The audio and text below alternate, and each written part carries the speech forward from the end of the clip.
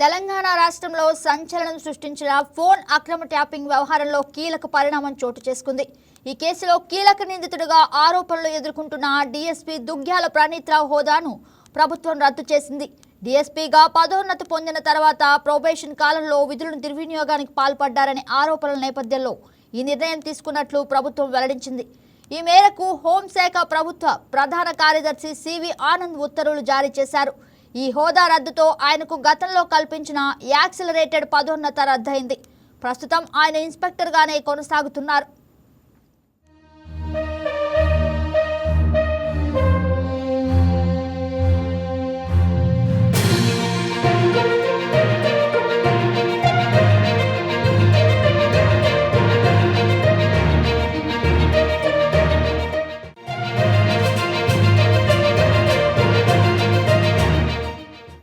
ఈ వీడియో మీకు నచ్చినట్లయితే లైక్ కొట్టి షేర్ చేసి మా వైకే టీవీ ఛానల్ని సబ్స్క్రైబ్ చేయండి.